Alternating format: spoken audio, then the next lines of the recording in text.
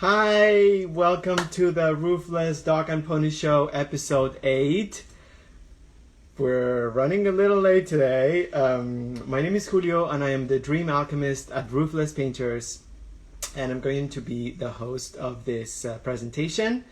The Roofless Dog and Pony Show is a live, unedited presentation featuring the inspiration behind the painting webinars. We introduce the theme of the next painting collection and talk about the inspiration behind it. We mention our contemporary art notes and historical references, and we add a little bit of commentary. And so you're gonna find the presentation, if you're not watching right now, you're gonna find it in our Instagram feed, and also we add all the episodes in our YouTube channel.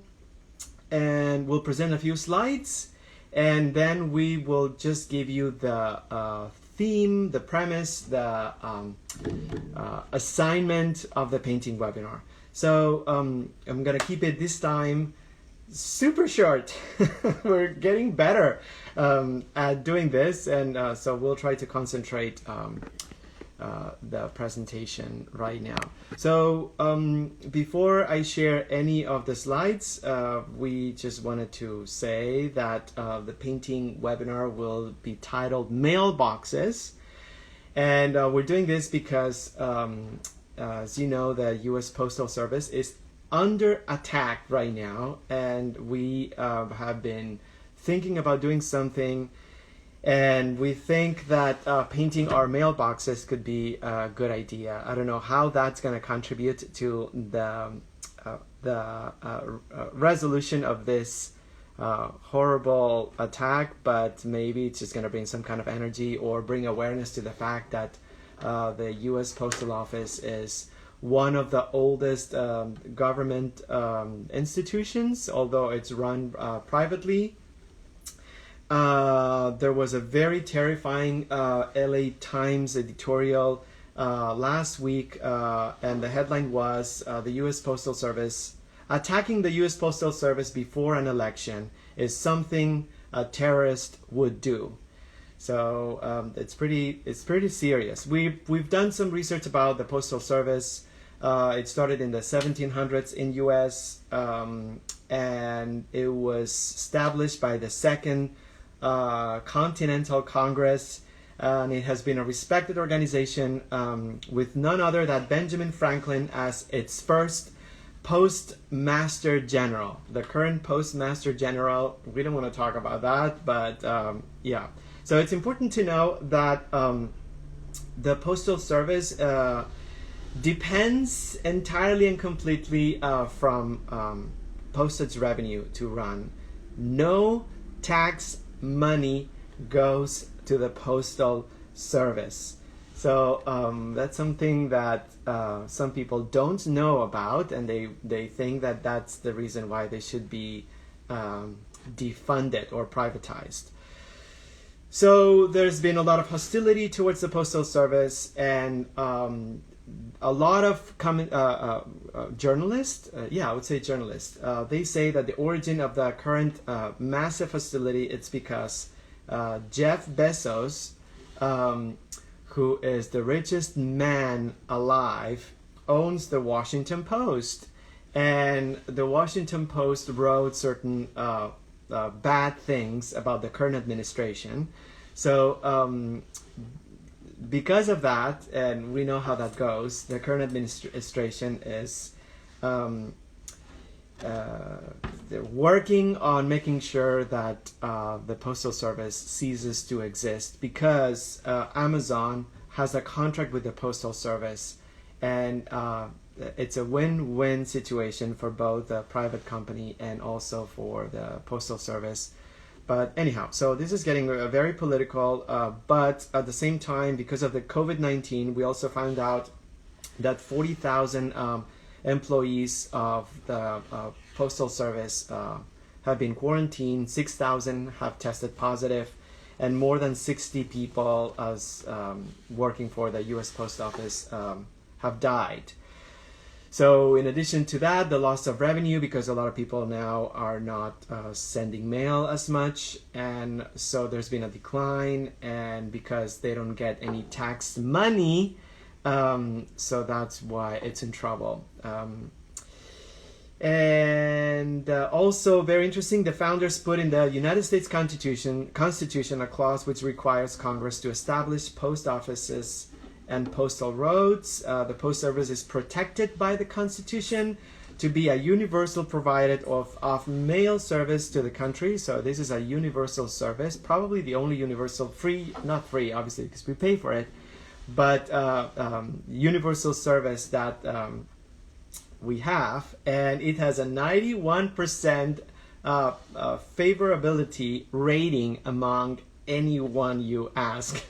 So it's the highest rated, the most positively rated agency today.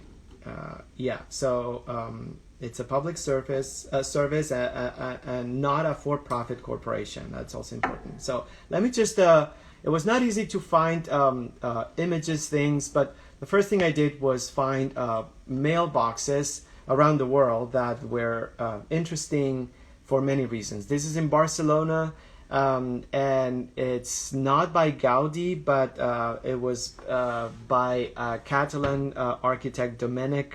Forgot the whole name. Domènec something. I just completely unprepared. I'm late because I don't know what was going on.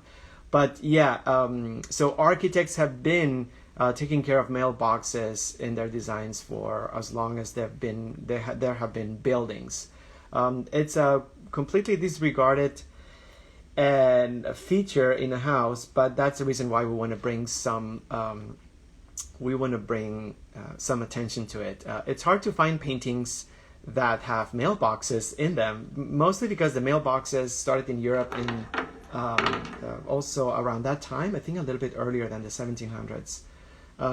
But it's not like an item or a feature that has been going on for a very long time. Before the mailboxes, post people used to knock on the door and wait until someone would come outside. And then they decided after a few years that would take so much time that they just encouraged people to do something to make sure that they didn't have to answer the door. So this is a pretty mailbox, and then some people use their mailboxes as a canvas for their artwork, and this is when things get interesting. This is an example of an assemblage. Someone just glued the entire non-working markers that we have lingering around our drawers on their mailbox. There's a website called Ugly Mailboxes that I think it's fantastic. You can find all sorts of ingenious and artistic sculptures around the mailboxes. This is a photograph taken by Andy Warhol of a mailbox. So that's all I know about this photograph, that Andy Warhol took it, and this is another example of a sculpture created around or with the functionality of being a mailbox. And the most interesting thing I have to share before we close this presentation, by the way, the most beautiful post office building we have in Los Angeles is this one. I forgot the name of it, but it's right next to the Union Station. It was the central post office building in the entire LA area, and in 2015 they just rented out the space, and now it's a data center. A data center. I had to Google what that actually was, a data center. So they basically rented this space to a corporation that puts a lot of black boxes that have computers, and they save information right now. So it's not open to the public, but it is very sad. So the building has been restored not a long time ago, so it still preserves its grand majestic look. And when we did a planner session at Olvera Street, we were able to look at this fantastic building, and we always wanted to paint it. We had this idea that because the domes of the building are really big, this photo doesn't make any justice. And we thought if someone would give us access to the roof of this building, we would love to paint these domes from life. Obviously, that is never going to happen because that is a high security building right now. You can only enter the hall, and there's a counter where you can actually drop off mail, and there's some mailboxes there. Some people can just use them, but that's it. So the most interesting thing about this research about mailboxes is the fact that I found a bunch of paintings by Van Gogh, Van Gogh, pronounced Van Gogh, that are about a postman that he befriended. He actually befriended the postman's entire family, the husband, the wife, and then they had 2 boys. So during in Arles, whatever it's pronounced in, however it's pronounced in French, Arles, I don't know, I haven't prepared for that. But he did painting after painting after painting of the exact same person. I forgot his name, but the paintings are absolutely gorgeous. And he created patterns and beautiful designs in the backdrop of these paintings. He did most of the portraits of the postman. I think he has like 5 or 6, including a bunch of sketches, or in addition to a bunch of sketches of, I absolutely love this painting, for example. I think it's brilliant. So this one is absolutely incredible, but I recognize this painting, but I had no idea about the history of it. So yeah, during a period of time, the family was very supportive of him, and he did portraits of the father, the wife, the mother, and then the 2 boys at different ages. I just brought examples of different portraits. I think I just did 4, actually 5, counting the full one. So yeah, he repeated the portraits many times. I think these 2 are my favorite portraits, but I just think it's pretty amazing and incredible. And that's the only painted reference that I have of something related to a post. So how can we help the post office in these times where it's under attack? The first thing I think we could do is to raise awareness about this happening. We don't want to be the ones bring you this news, but this is going to be terrible. No one's doing anything about this. No one's funding it. And some states are passing some legislation to protect protect the mail and the people working for the U.S. Post Office service. But I've also found out that we could also buy stamps, knowing that the company relies exclusively on their own operations. Buying stamps, it's a way to support the postal office. Mailing things through the postal office, it's a good way to support it. So there may be minuscule, I think that word exists, ways to support the postal office, but I think if a lot of people do them, it could be great. Most importantly is learn the history of the U.S. Postal Office. It's not what they're telling you about. It's not a private corporation, and it doesn't need to be privatized.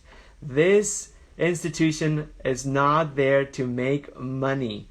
So it's not a corporation, and it doesn't have to be run to the ground. So it's one of the most popular institutions in the history of this country. It's been intertwined in its history. It's helped the country develop and move forward, and now it's used as a weapon to, what's going to happen in November. So thank you so much. You're going to find this video on our post, and I hope it wasn't too bad. And then also, you're going to find it in our YouTube channel.